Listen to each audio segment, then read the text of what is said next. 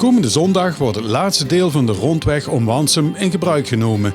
Het verkeer zal dan niet meer midden door het dorp over de Venrayseweg rijden. Huub Jansen, geboren en getogen in Wansum, maakte speciaal voor deze mijlpaal een lied. Rij op de rondweg in Wansum, naar de Welse brug. Wat verandert er nou voor Huub en mede-inwoners van het dorp? Ik woon aan een rondweg, eigenlijk heel dichtbij. Dat betekent, ja, er ligt een weg achter het huis en er vroeger niet lei.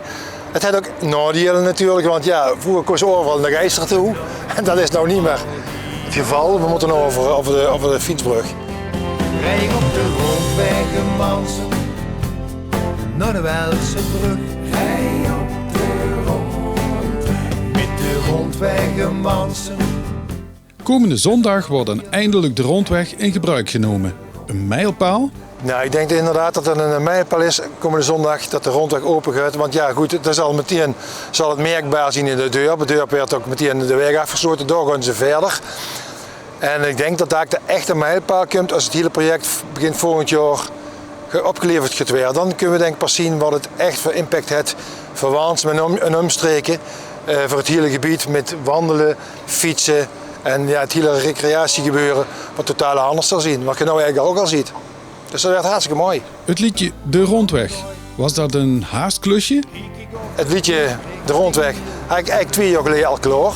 Want ja goed, zolang loopt dat hele gebeuren hier natuurlijk al. En ja, de inspiratie heb ik natuurlijk puur geput van ja, het dorp Wansum staat volledig op de kop en het ziet er daar helemaal anders uit. En ik dacht van ja, om dat toch even in een tijd weg te schrijven, is het mooi om een liedje over te maken. Want als je een liedje hoort, dan denk je specifiek terug aan dit moment, dat jaar, dat tijdstip, dat echt Wansum op de kop is gegaan en totaal is veranderd.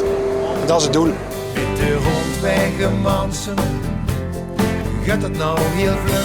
Hij op de rondweg, van Venray nou wel, daar staat niks meer voor. Hoe zal de toekomst eruit zien voor de bewoners van de Venrayseweg en Brugstraat? Mijn elk huis stond op de Brugstraat, onlangs verkocht.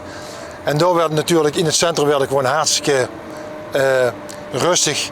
En dat is een van de grote voordelen, denk ik. De rust die je in die dorp krijgt. Al het vrachtverkeer wat er daar komt, ja, dat is niet meer. Het is wel een 30 kilometer zone.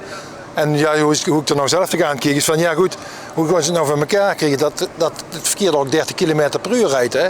Dat is nog wel een uitdaging. Want er werd nou een flinke scheurt over die brug. Nou ja goed, dan gaan we genieten van een heel rustig centrum van Wansum. Met een hele mooie haven en een hele mooie omgeving. In de dorp door werd het heel wat rustiger.